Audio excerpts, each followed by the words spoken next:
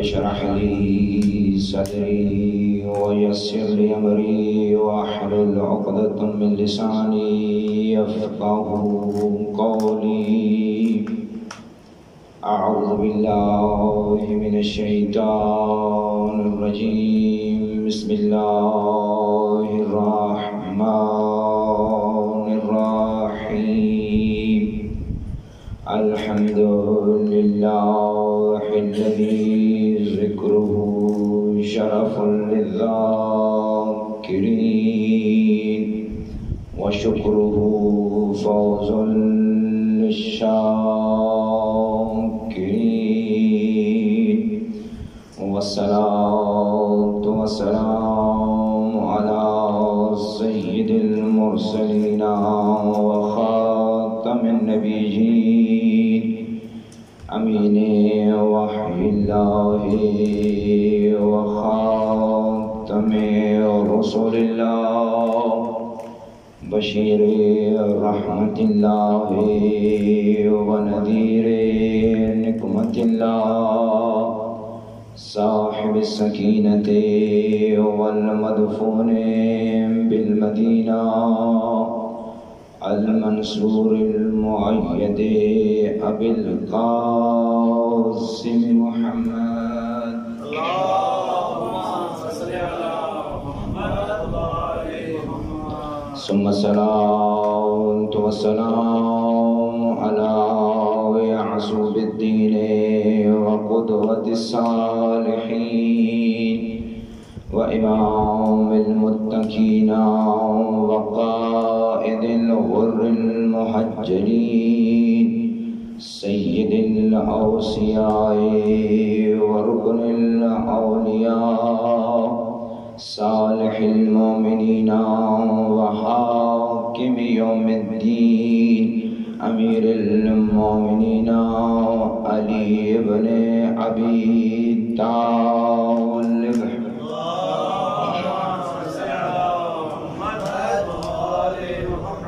والصلاة والسلام على أهل بيت النبوة وموضع الرسالة مختلف الملائكة ومهبط الوحي معدن الرحمة وخزان العلم ورحمة الله وبركاته ولعنة الله على أعدائهم من يوم ظلمهم إلى أبد الآبدين.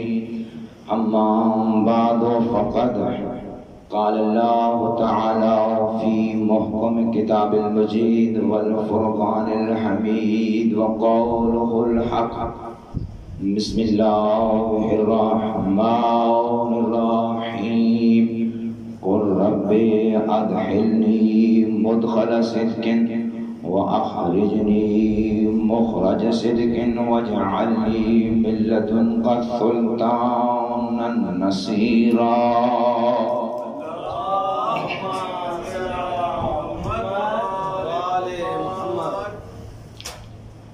ارباب دانش، صاحبان فهم و فراست، عاشقان ولایت علی بن ابی طالب، آب عقیدت کے قطروں سے دھلی ہوئی حمد کے الفاظ شروع کر رہا ہوں۔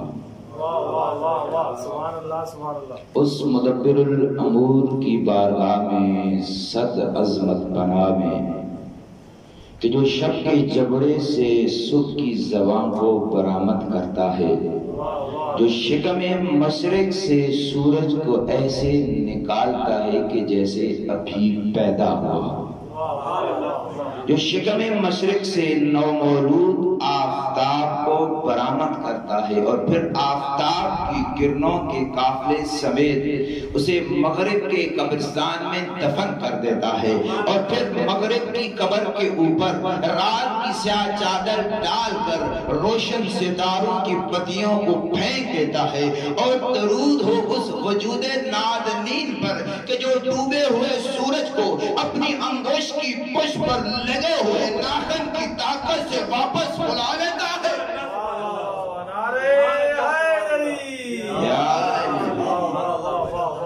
عزیزان محترم، وہ پرانا نظریہ تھا کہ جو علی نے سورج کو واپس پلٹایا تھا، دراصل یہ زمین گھومتی ہے۔ دراصل علی نے سورج کو واپس نہیں پلٹایا تھا، بلکہ اپنی انگوش کی نوک پہ کرۂ ارض کو گھمایا تھا۔ نظام ولایت علی دراصل نظام ولایت مصطفیٰ ہے۔ فکرہ بدل رہا ہوں، قدر کیجئے گا۔ علی کی ولایت مصطفیٰ کی ولایت کا بیمہ ہے۔ بیمہ ہوتا ہے ضمانت، جس کے ہوتے ہوئے چیز کی محفوظ ہونے کی گارنٹی ہوتی ہے۔ اللہ نے کہا اے محمد تیری رسالت اس وقت تک محفوظ رہے گی جب تک تیری عاشقوں کے دلوں میں علی کی ولایت کا چراغ روشن رہے گا تو تیری ولایت محفوظ رہے گی۔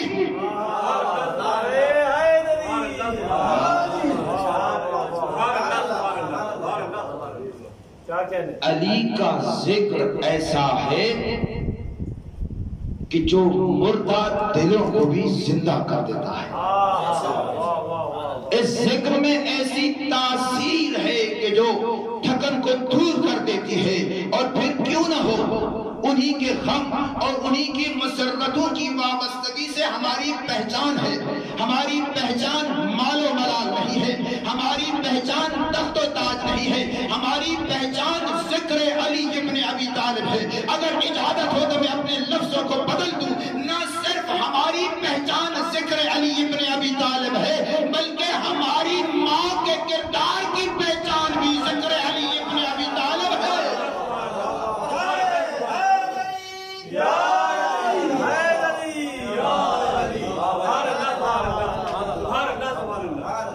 خدا آپ کو سلامت رکھے، آباد رکھے۔ آپ کے ذوق کو دیکھ کر ایک جملہ ذہن میں آ رہا ہے، اگر اجازت ہو تو میں وہ کہہ دوں۔ حضرت میثم تمار رضی اللہ عنہ ایک مرتبہ مدینے تشریف لے گئے۔ ام المومنین حضرت ام سلمہ کے در دولت پر پہنچے۔ بی بی نے سوال کیا، نام پوچھا، کہا کون ہو؟ کہا میثم تمار کوفے سے آیا ہوں۔ توجہ رکھیے گا، کوفے سے آئے ہوں۔ بی بی نے کہا تمہارا نسب کیا ہے؟ کہا علی کا غلام۔ اب بی بی نے کیا فرمایا؟ اب روایت کہتی ہے کہ بی بی نے فرمایا سبحان اللہ۔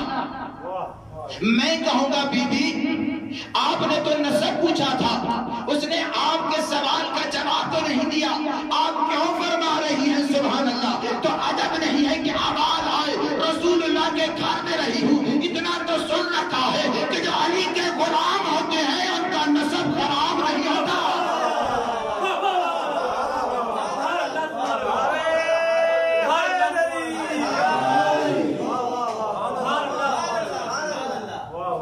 مولا امیر المومنین کوفہ کی گلیوں میں آتے جاتے میثم تمار کو چھیڑ کر کے کہتے ہیں، میثم تمار آج تو کھجور بیچ رہا ہے، کل تجھے اسی درخت پہ لٹکایا جائے گا۔ خدا کی قسم میثم تمار کا ایک ہی جواب ہوتا تھا، یا علی آپ ہوں گے؟ کہا میں نہیں ہوں گا، لیکن میری ولایت کے جرم میں تجھے پھندے پہ لٹکایا جائے گا۔ کہا کس درخت پہ؟ کہا اس درخت سے جب سے علی نے بتایا ہے کہ میرے عشق کا امتحان وہاں ہونا ہے، اس دن سے شجر کی آبیاری شروع کر دی۔ ہر شخص آ کر پوچھتا تھا تو تمار ہے، تو فروخت کرنے والا ہے تمر کو، تو یہ اس درخت سے پیار کیسے ہو گیا ہے؟ اب توجہ رکھیے گا، کہا باقیوں سے میرا پیٹ چلتا ہے، اس سے میری روح چلتی ہے، یہ شجر مجھے ولایت علی کی یاد دلاتا ہے۔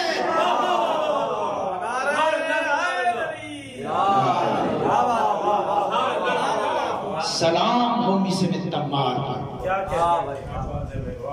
قل رب ادخلنی مدخل صدق واخرجنی مخرج صدق واجعلنی من لدنک سلطانا نصیرا۔ تمام انبیاء کو اللہ نے دین دے کر بھیجا، دین کی خاطر بھیجا۔ حضرت آدم علیہ السلام آئے لا الہ الا اللہ کی پہچان کے لیے، حضرت نوح کی اتنی طولانی زندگی لا الہ الا اللہ کی پہچان کے لیے۔ تمام تر انبیاء نے اپنے زمانے میں لا الہ الا اللہ کی پہچان کروائی۔ یہی اصل دین ہے، یہی عین دین ہے، یہی معیار ہے، یہی اصل دین ہے۔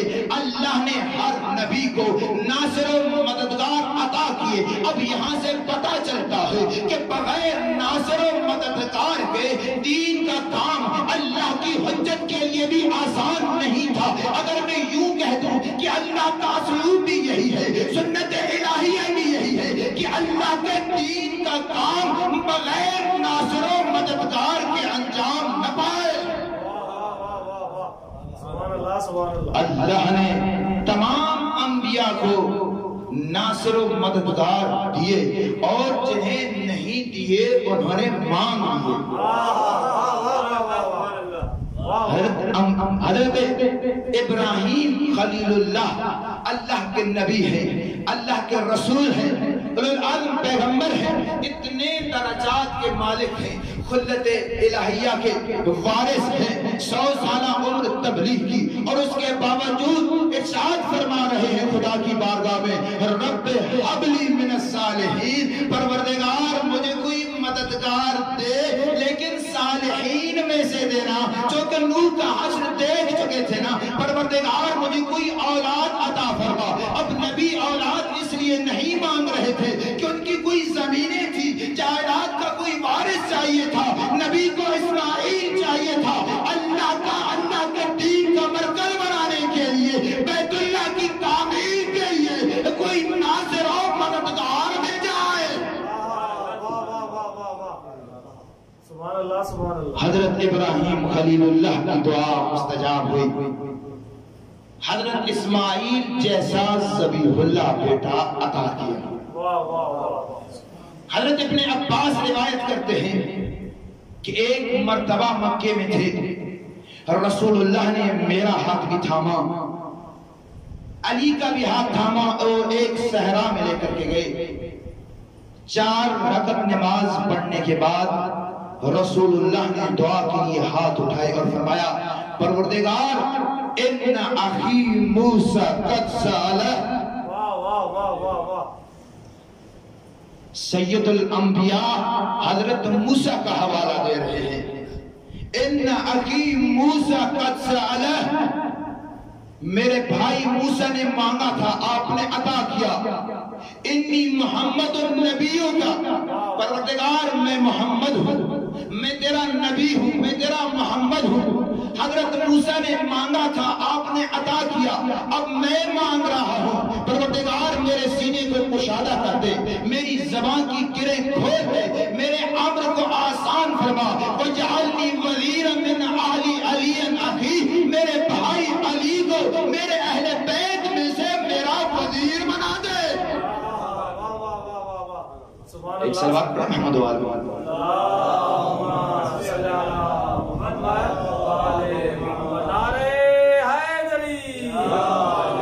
آواز بلند تر صلوات۔ حضرت محمد مصطفیٰ صلی اللہ علیہ وآلہ صلوات پر محمد و آل محمد۔ کیا محمد مصطفیٰ کو ضرور توجہ کیجیے گا، کیا محمد مصطفیٰ کو ضرورت تھی کہ وہ موسیٰ کا حوالہ دیں؟ یقیناً نہیں۔ ان کو نبوت ملی ہے اس زمرے میں اس اعتبار سے کہ انہوں نے محمد الرسول اللہ پڑھا ہے، ان کو نبوت ملی ہے، اور پھر حوالہ بھی دیا، اگرچہ کہ حوالہ دینے کی ضرورت نہیں تھی، پھر بھی حوالہ دیا، اور اپنی ساتھ جو محبت تھی، جو ذاتی عشق تھا، اس کا بھی حوالہ دیا۔ کہا انی محمد، میں وہ ہوں کہ جس کی تو تعریف کرتا ہے، جس کی تو حمد کرتا ہے، اگرچہ تجھے تعریف کرنے کی ضرورت نہیں ہے، میں محمد ہوں۔ اب میں بھی اسی طرح مانگ رہا ہوں کہ جس طرح حضرت موسیٰ نے مانگا تھا۔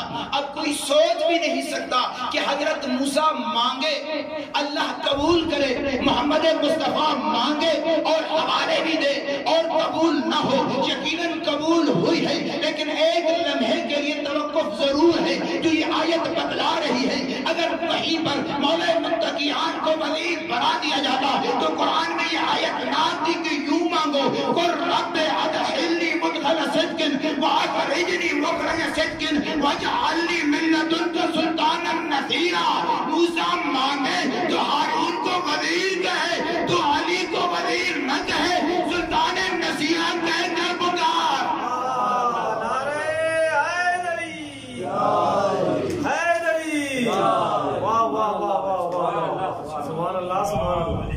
یہ نصیر ہے، ناصر نہیں ہے، اور نصیر بھی نہیں، سلطان نصیرہ۔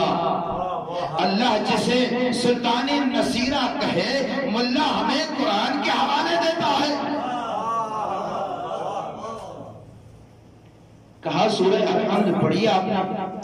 ہاں جی ہاں، سورہ الحمد میں آیا ہے ایاک نعبد و ایاک نستعین، ہم تیری ہی عبادت کرتے ہیں اور تجھ ہی سے مدد مانگتے ہیں۔ میں نے کہا پھر آپ یہ علی مدد بھی کہتے ہو، کیا یہ شرک نہیں ہے؟ کیا یہ شرک نہیں ہے؟ آپ نے تھوڑی دیر کے لیے توقف کیا، میں ایک جملہ اور بڑھا دوں۔ ایک گستاخ امام کی بارگاہ میں حاضر ہوا، اب اس نے گستاخی کیا آ کر کہتا ہے مولا مجھے آپ سے مباحثہ کرنا ہے قرآن کا۔ امام نے بڑی بے نیازی سے کہا وہ بات میں کرتے ہیں، پہلے تم یہ بتاؤ کہ قرآن میں وہ کون سا سورہ ہے کہ جس کا اول تمہید ہے، وسط اخلاص ہے اور آخر دعا ہے؟ اب ظاہر سی بات ہے کہ اسے کیا معلوم تھا؟ امام نے فرمایا نماز پڑھتے ہو؟ کہا جی پڑھتا ہوں۔ کہا سورہ الحمد پڑھتے ہو؟ جی پڑھتا ہوں، ہر نماز میں ہر رکعت میں پڑھتا ہوں۔ پھر کہا یہی تو سورہ الحمد ہے۔ اب یہاں پہ میں جو جملہ کہنا چاہتا ہوں وہ یہ ہے کہ اللہ نے ہمیں سورہ الحمد عطا کر کے مانگنے کا ڈھنگ بتا دیا ہے کہ مانگنے کا طریقہ یہ ہے کہ جب اس کی بارگاہ میں جاؤ تو حمد کو پیش کرو، اخلاص کو وعدہ کرو اور پھر دعا کرو، اور پھر مانگنے کا دعا کرنے کا سلیقہ بھی بتا دیا ہے کہ جب دعا مانگنے لگنا تو انعمت علیہم کہہ کر تمنا کا بھی خیال رکھنا، غیر المغضوب علیہم کہہ کر تمنا کا بھی خیال رکھنا، اور دعا اس طرح سے مانگنا تاکہ دعا قبول بھی ہو جائے۔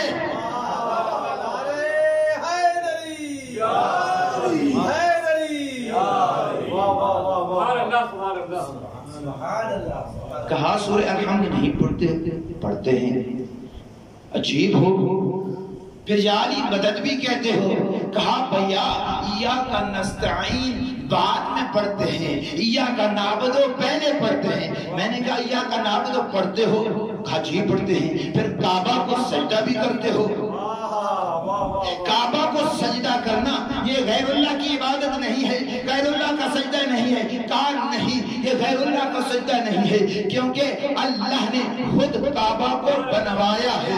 حضرت ابراہیم نبی نے بنایا ہے، توجہ کیجئے گا، اللہ نے کعبہ کو بنوایا ہے، نبی ابراہیم نے بنایا ہے۔ میں نے کہا تمہارا ہوش کہاں گئی ہے؟ جس کو اللہ بنوائے، نبی بنائے، وہ غیر اللہ کی عبادت نہیں ہو سکتی، اور جس حجت خدا کو خود خدا بنوائے اور نبی بنا کر دکھائے۔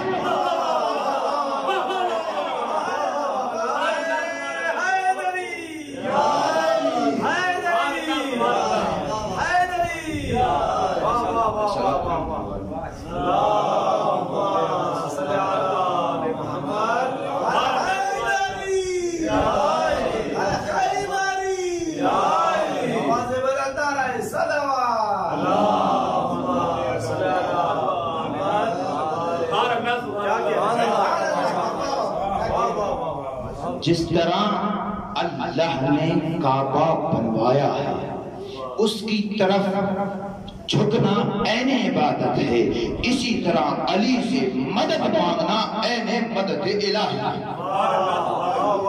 اس لیے کہ ہم نے علی کو سلطان نصیرہ نہیں بنایا، اللہ نے اسے سلطان نصیرہ بنایا ہے۔ علی اور اولاد علی کیوں مدد الہی ہے؟ اللہ جو مدد کرتا ہے اس مدد کا نام ہے علی ابن ابی طالب۔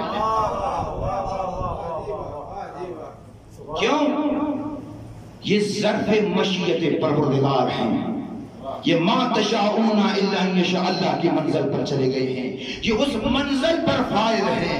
اب ان کا ہاتھ اپنا ہاتھ نہیں، ید اللہ ہے۔ اب ان کی زبان اپنی زبان نہیں، لسان اللہ ہے۔ اب ان کا کچھ بھی نہیں ہے، سب یہ اللہ کی بارگاہ میں پیش ہوتے ہیں۔ اب یہ اپنی مرضیاں بھی نہیں رکھتے، ارادہ اس کا ہوتا ہے، عمل یہ کرتے ہیں۔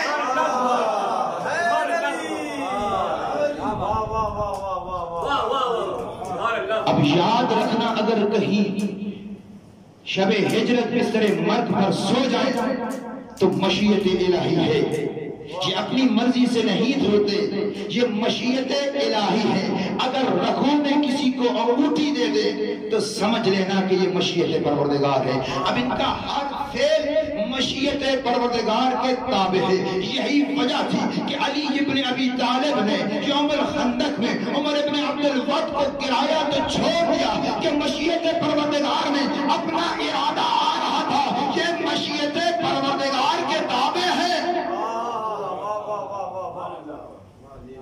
اب اعتراض نہ کرنا کہ ان کا ہر فعل مشیت پروردگار کی کیوں تابع ہے، اب اعتراض نہ کرنا ورنہ لینے کے دینے پر جائیں گے۔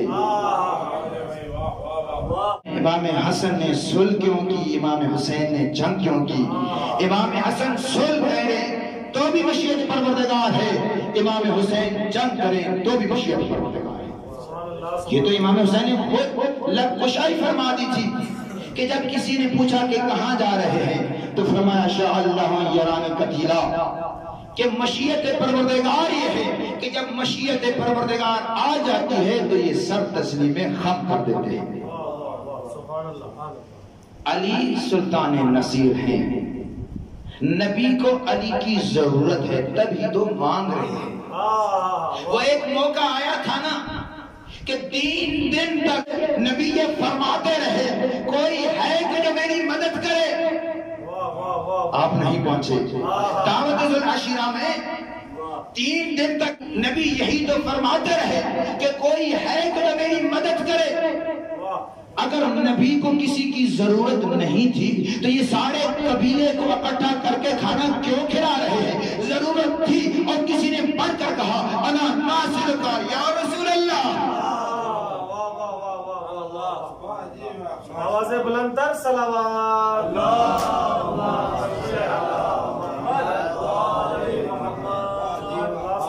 انا ناصرک یا رسول اللہ۔ در حقیقت وہ یہ اعلان کر رہا تھا بھلا یہ کون ہوتے ہیں آپ کی مدد کرنے والے؟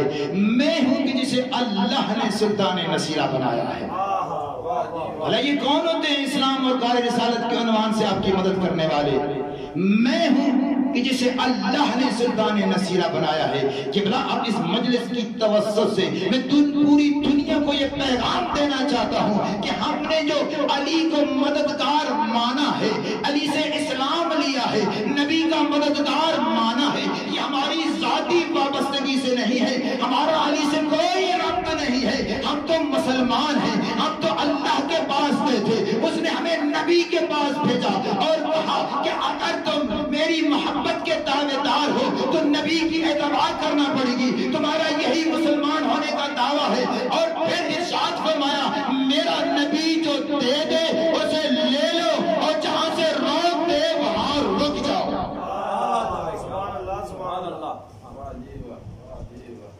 ہم تو اس کی بارگاہ میں گئے تھے، اس نے ہمیں نبی کی بارگاہ میں بھیجا ہے۔ ہم علی کو اس لیے نہیں مانتے کہ وہ ابو طالب کا بیٹا ہے، ہم علی کو اس لیے نہیں مانتے کہ وہ شیخ بطح کا بیٹا ہے، ہم علی کو اس لیے نہیں مانتے کہ وہ رئیس مکہ کا بیٹا ہے۔ ہمارا علی اور اس کے آباء و اجداد سے کوئی لینا دینا نہیں ہے۔ ہم تو اللہ کی بارگاہ میں گئے تھے، اس نے خود ہمیں نبی کے پاس بھیج دیا، ہم نبی کے پاس آئے، آ کر کہا ہمیں اللہ نے آپ کی بارگاہ میں بھیجا ہے، کچھ عطا کے لیے۔ نبی نے بلالوں کا ممبر بنا کر ممبر پر کھڑے ہو کر کے کہا من کنت مولا فہذا علی مولا۔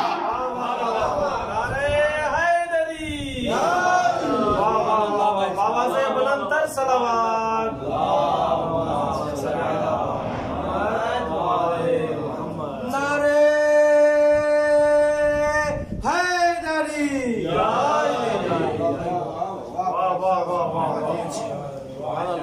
ہم علی کو اس لیے نہیں مانتے کہ وہ بنو ہاشم میں سے ہے، ہم علی کو اس لیے نہیں مانتے کہ وہ ابو طالب کا بیٹا ہے۔ اگر ابو طالب کا بیٹا ہونے کی وجہ سے مانتے تو طالب کو مانتے نا، بڑے بیٹے تو وہ ہیں ان کو مانتے، یا عقیل کو مانتے، یا جعفر کو مانتے۔ تین بڑے بھائی ہیں علی کے، ان کو نہیں مانا۔ توجہ کیجئے گا، قبیلہ ایک ہے، عشیرہ ایک ہے، خون ایک ہے، باپ ایک ہے، نسل ایک ہے، سرب ایک ہے، ماں ایک ہے، رحم ایک ہے، آغوش ایک ہے۔ جب سب کچھ ایک ہے، اس کے باوجود بھی ان میں سے کوئی ایک بھی ایسا نہیں ہے کہ جو علی کے برابر آ سکے۔ جب علی کے سگے بھائی علی کے برابر نہیں آ سکتے تو ہم کسی عام گنہگار انسان کو علی کے برابر کیسے لا سکتے ہیں؟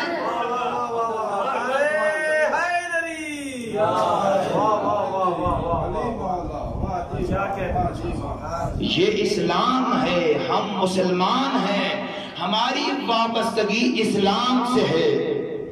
اسلام میں رشتہ داری معیار نہیں ہے، وفاداری معیار ہے۔ کوئی کتنا بڑا رشتہ دار ہو، علی بھی تو چچا کا بیٹا تھا نا، ابو لہب چچا ہے، کوئی کتنا ہی بڑا کیوں نہ ہو، چچا ہو، لیکن محمد کی وفاداری کو ثابت نہ کرے تو ہم اسے ماننے کے لیے تیار نہیں ہے۔ اگر محمد کا کوئی بھی نہ لگتا ہو، اگر محمد کی وفاداری کو ثابت کر دے تو ہم اسے ماننے کے لیے تیار ہے۔ السلمان منا اہل البیت۔ سبحان اللہ، سبحان اللہ۔ ہمیں دوش نہ دو، نبی بغیر نصیر کے نہیں رہ سکتے۔ اللہ نے جسے سلطان نصیرہ بنایا ہے اس کا نام ہے علی ابن ابی طالب، اور یہ فقط اپنی حیات طیبہ میں سلطان نصیر نہیں بنا کے جا رہے، اور جاتے جاتے بھی کہہ کے جا رہے ہیں الحق ما علی و علی ما الحق۔ حق علی کے ساتھ ہے اور علی حق کے ساتھ ہے۔ یہ ظاہر سی بات ہے، حق و باطل کی جنگ تو ازل سے ہو رہی ہے، اور نتیجہ بھی حق و باطل، قیامت کا نتیجہ بھی حق و باطل کا ہی ہوگا کہ جو حق پر ہوگا وہ جنت میں جائے گا، اور جو باطل میں ہوگا وہ دوزخ میں جائے گا۔ اب نبی یہ حق و باطل کی تقسیم کر رہے ہیں، اور اس کے بعد فرمایا پروردگار حق کو ادھر موڑ دے جدھر علی ہو۔ ابھی محمد کی پالیسی کو سمجھیے گا کہ محمد مصطفیٰ کیوں کہہ رہے ہیں کہ حق کو ادھر موڑ دے جدھر علی ہو، چونکہ حق اگر ادھر ہوگا جدھر علی ہو تو حق محفوظ رہے گا۔ علی اور حق کے درمیان فرق یہ ہے کہ علی حق کا محافظ ہے، حق علی کا محافظ نہیں ہے، اور اس میں کوئی شک نہیں ہے۔ علی کا محافظ جو ہے وہ صرف حق سبحانہ و تعالی ہے، باقی جتنے حق بھی ہیں ان سب کا علی محافظ ہے، اور علی ایسا محافظ ہے کہ جو تنہا محافظ نہیں ہے، علی کا بابا بھی حق کا محافظ ہے، علی کی پوری نسل قیام قیامت تک حق کی ناصر و محافظ رہے گی، جو خود کو تو پامال ہونے دیتے ہیں لیکن حق کی نصرت و مدد کو نہیں چھوڑتے۔ ہاں زیادہ لوگ جو خود کو تو پامال ہونے دیتے ہیں لیکن حق کی نصرت و مدد کو نہیں چھوڑتے۔ علی کے سامنے علی کی زوجوں کو تماچے لگے،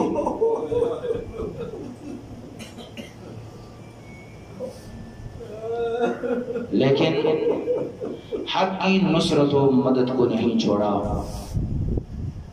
21 رمضان المبارک علی کے سر پر ضربت لگی، خود ذبح ہو گئے، لیکن حق کی نصرت و مدد کو پامال نہیں ہونے دیا۔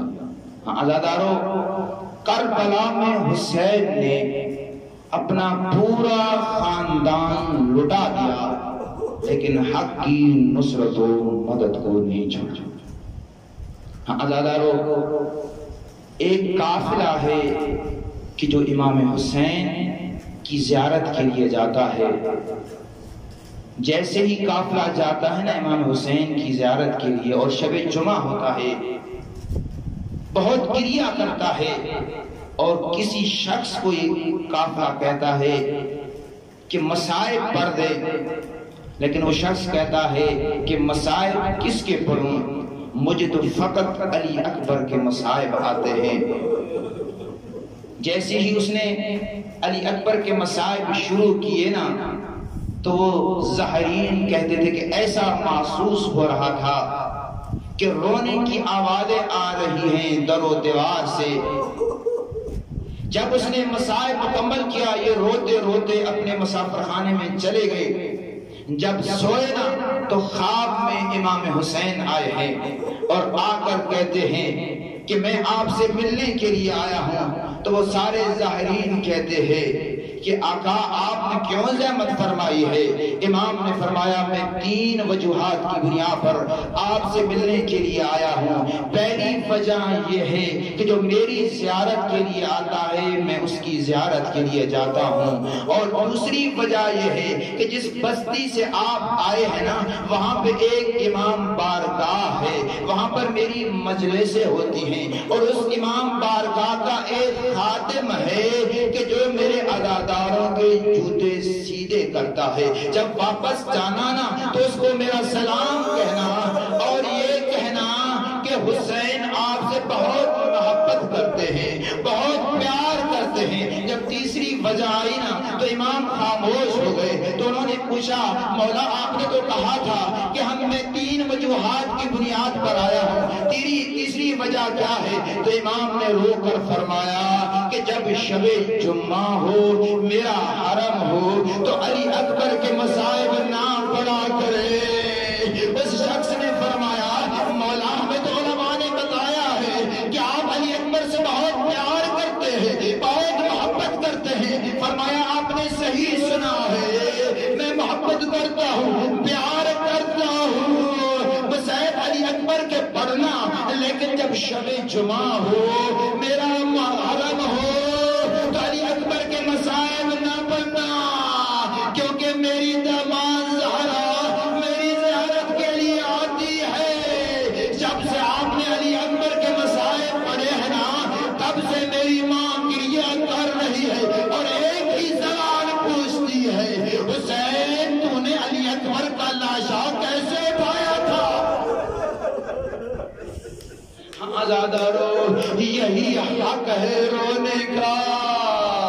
جب تمہیں رونا نہ آئے نا تو کسی خوبصورت بچے کو دیکھ کر یہ سوچا کرو کہ اگر اس کو کوئی زخم آ جائے تو مجھ پر کیا گزرے گی۔ اگر پھر بھی رونا نہ آئے نا تو بڑے بھائی کو دیکھ لیا کرو، اگر پھر بھی رونا نہ آئے تو اپنے کئی جوان کو دیکھ کر رو لیا کرو، اگر عزاداروں پھر بھی رونا نہ آئے نا تو گلی میں باہر نکل جایا کرو۔ 6 مہینے کے بچے کو دیکھ کر سوچا کرو کیا 6 مہینے کے بچے بھی مارے جاتے ہیں؟ ہم آزادارو، یہی طریقہ ہے پرسہ دینے کا۔ ایک سائل امام کے پاس آ کر سوال کرتا ہے، امام سجاد کے پاس آ کر سوال کرتا کرتا ہے مولا جو آپ کی مجلس میں گریہ نہیں کرتا اس کے لیے آپ کا کیا ارشاد ہے؟ امام سجاد علیہ السلام نے رو کر فرمایا ہم سارے معصوم مل کر اس کے لیے دعا کرتے ہیں۔ پھر سائل نے دوبارہ سوال کیا مولا اس کے لیے آپ کا کیا ارشاد ہے؟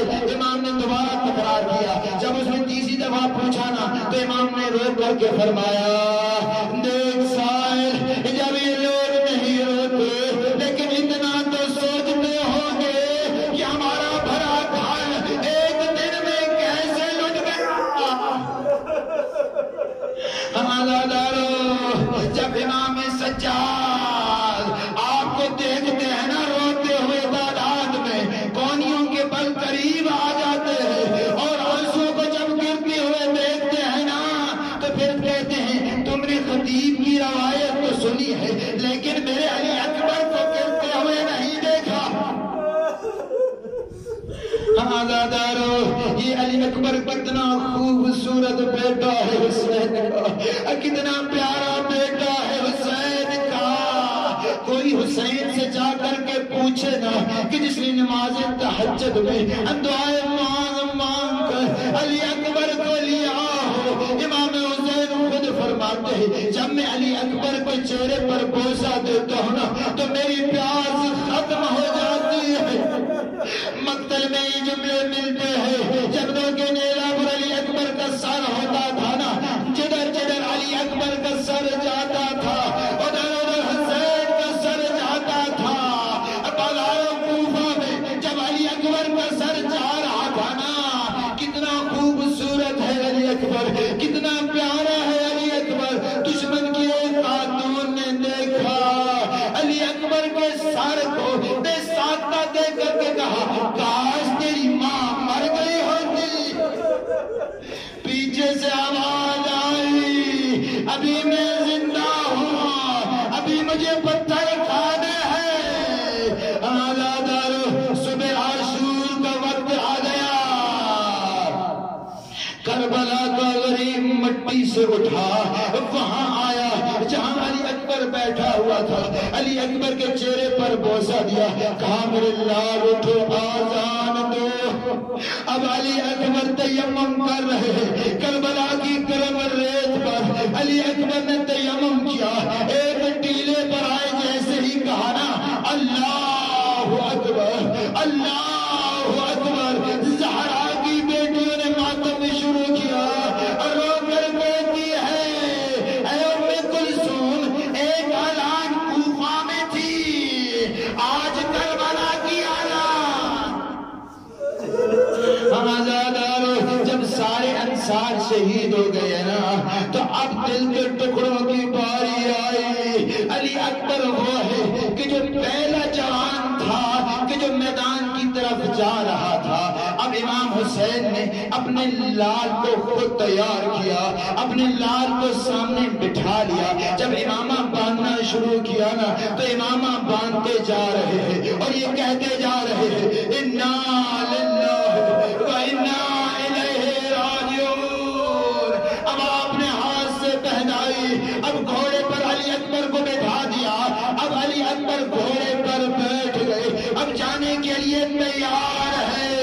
ایک مرتبہ امام حسین نے علی اکبر کے چہرے پر ایک مایوسانہ نظر ڈالی، مشت شہادت کو بلند کیا، اللہم اشہد لا ہؤلاء القوم، پروردگار اس قوم پر گواہ رہنا۔ اب وہ جوان جا رہا ہے جو تیرے نبی سے شباہت رکھتا ہے، خلقت میں بھی اور منطق میں بھی۔ اور پھر فرمایا میرے اللہ جب بھی میں تیری نبی کی زیارت کا مشتاق ہوتا تھا تو میں علی اکبر کو دیکھتا تھا، علی اکبر جوش و شجاعت میں عباس ابن علی کا بھتیجا ہے، حیدر کرار کا پوتا ہے، کہہ چکا تھا بابا ہمیں موت کی کوئی پرواہ نہیں ہے، موت ہم پر آ پڑے یہ ہم موت پر جا پڑے۔ جیسے ہی علی اکبر چلے تو ایک مرتبہ خیام میں الوداع کے لیے گئے ہیں نا تو جناب زینب عالیہ نے جیسے ہی علی اکبر کو آتے ہوئے دیکھا ہے علی اکبر کے بولنے سے پہلے ہی جناب زینب نے ماتم شروع کر دیا ہے، زینب نے ماتم شروع کر دیا ہے، ابھی علی اکبر بولے نہیں ہے، جناب زینب رو کر کے کہتی ہے اے علی اکبر ارحمنا غربتنا، اے میرے لال پھپھیوں کا کلیجہ پھٹا جا رہا ہے، پھپھیاں کیسے برداشت کرے گی، تو جنگ کی طرف جائے گا۔ اب بیویوں نے حلقہ بنایا، علی اکبر کا ماتم شروع ہو گیا۔ عزادارو، ہر شہید کی شہادت کے بعد ماتم ہوا۔ علی اکبر وہ ہے کہ ابھی زندہ ہے لیکن ماتم شروع ہو گیا ہے۔ روایت میں ہے کہ جب علی اکبر خیام میں الوداع کے لیے آئے ہیں نا تو خیام کا پردہ کبھی اٹھتا تھا، کبھی گرتا تھا، کبھی اٹھتا تھا، کبھی گرتا تھا۔ معصوم سے کسی نے پوچھا کس کی وجہ کیا ہے تو معصوم نے فرمایا جب بھی علی اکبر نکلنے کا ارادہ کرتے تھے کبھی زینب تھام لیتی تھی، کبھی ام کلثوم، کبھی ماں، کبھی سکینہ، بھیا مجھے کس کے حوالے کر کے جا رہے؟ جیسے ہی علی اکبر چلے ایک صدا آئی پیچھے سے، حضرت عباس نے ایک صدا دی علی اکبر گھوڑے سے اترو اور ایک خیمے کا منظر دیکھتے ہوئے جاؤ۔ اب حضرت عباس نے جیسے ہی خیمے کا پردہ اٹھایا نا تو ایک 24 سال کا بوڑھا ہاتھ میں عصا ہے آ کر کہا علی اکبر مجھے کس کے سہارے کر کے جا رہے ہو؟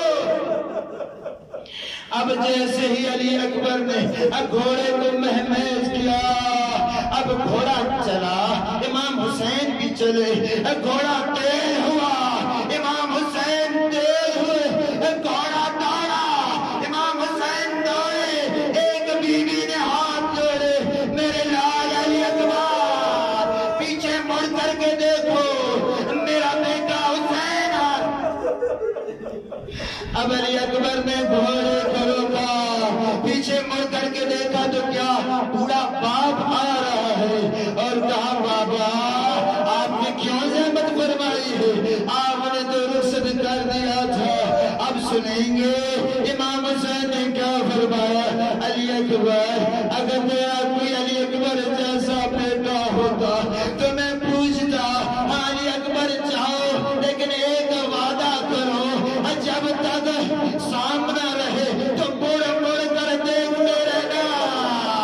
اب علی اکبر میدان کی طرف گئے، اپنی شجاعت دکھائی، جب واپس آئے نا 120 یا اس سے زیادہ لوگوں کو فنار کر کے واپس آئے۔ اب بابا کے پاس کھڑے ہوئے، کہا بابا العطش قتلنی الثقل الحدید یجہدنی، بابا یہ پیاس مجھے مارے ڈال رہی ہے، یہ لوئی کی گہرانی مجھے اذیت کر رہی ہے، بابا اگر مجھے ایک چلو پانی کا مل جاتا تو میں نے بتا دیتا کہ بنو ہاشم کا جوان کیسے لڑتا ہے۔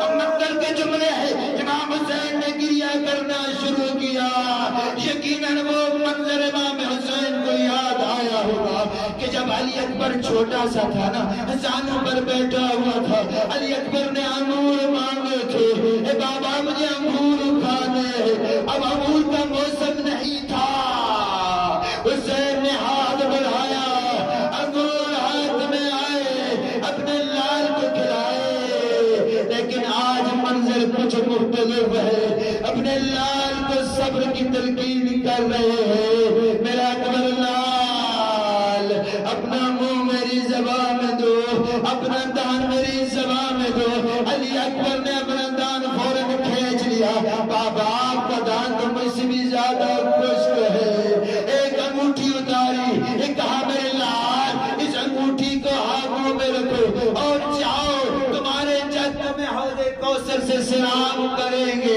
اب آپ کو معلوم ہے نا کس کا مطلب کیا تھا، علی اکبر جنگ سے واپس آئے تھے نا، کہا علی اکبر اب جاؤ تمہارے جد میں حوض کوثر سے سیراب کریں گے، اب واپس نہ آنا۔ اب علی اکبر نے سمجھ لیا، گھوڑے کو ڈالا، میں منہ پر ڈالتا ہوں، میں سرا پر الٹ دیتا ہوں، میں سرا پر ڈالتا ہوں، میں منہ ہے جوش و شجاعت میں علی اکبر جنگ کرتے ہوئے ایک شکی آیا، اس نے پشت کی جانب سے ایک نیزہ مارا، جیسے ہی علی اکبر نے مڑ کر دیکھا وہ نیزہ ٹوٹ گیا، اب ایک تیر آ کر گلے میں لگا، اب علی اکبر نے بائیں گھوڑے میں کی گردن میں ڈال دی۔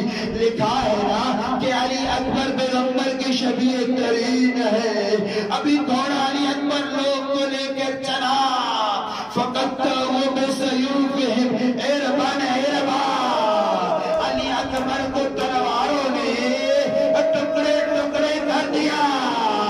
جب علی اکبر گرے نا ایک آواز دی، السلام علیکہ یا ابا۔ جناب سکینہ روایت کرتی ہے کہ جب میرے بھائیا نے آخری صدا دی تو میرے بابا خیمے میں موجود تھے، یکدم مٹی سے اٹھے، پھر گئے، پھر مٹی سے اٹھے۔ میرے بابا کبھی خیمے کی اس دیوار پر لگتے ہیں، کبھی خیمے کی اس دیوار پر لگتے ہیں، میرے بابا کو راستہ نظر نہیں آتا۔ اب امام حسین نے آواز دی، علی اکبر تیرے بابا کی بینائی ختم ہو گئی ہے۔ علامہ مجلسی لکھتے ہیں کہ امام حسین کا عالم کیا ہے کہ جیسے ایک بچہ چلنا سیکھتا ہے نا، کبھی اٹھتا ہے، کبھی گرتا ہے، کبھی اٹھتا ہے، کبھی گرتا ہے، حسین کونیوں کے پاس علی اکبر کے لاشے پر پہنچے، ابھی کیا دیکھا کہ علی اکبر خاک و خون میں ایڑیاں رگڑ رہا ہے۔ امام حسین نے علی اکبر کے رخسار پر اپنا رخسار رکھ دیا۔ اب میں یہاں پر ایک جملہ کہوں گا، ایک شخص تھا کہ جو امام حسین کی زیارت کے لیے جاتا تھا اور بہت گریا کرتا تھا، اور وہاں پر ایک عالم دین تھا، وہ مسلسل دیکھ رہا تھا اس کے گریے کو۔ ایک دن اس نے سوچا کہ میں دیکھوں کہ وہ کیوں گریا کر رہا ہے۔ جب سنا تو اس کی دعا یہ تھی کہ اللہ مجھے ایک بیٹا دے، اور جب وہ جوان ہو تو اللہ تو لے لینا۔ ایسے ہوا، ایک بیٹا دیا، جب جوان ہوا تو عالم دین کہتا ہے کہ جب وہ بیٹا جوان ہوا نا تو میں نے گھر سے نکلنا چھوڑ دیا، اسی کے ساتھ رہتا تھا۔ ایک مرتبہ جب ہم بازار میں تھے، ایک پیغام آیا، تیرا بیٹا مریض ہے۔ جب گھر میں جا کر کے دیکھا، بیٹے کی روح پروار کر گئی ہے۔ اب اس نے کیا کیا؟ ہاتھوں کو اٹھایا، مولا یا اللہ تو نے میری دعا کو مستجاب فرمایا، تیرا شکریہ۔ اس کے بعد سنیں گے کیا کیا اس شخص نے؟ جیسے ہی اپنے بیٹے کے رخسار پر بوسہ دینے کے لیے جھکا تو جھک گیا، تو ساری زندگی اس نے گزار دی، تو جھکا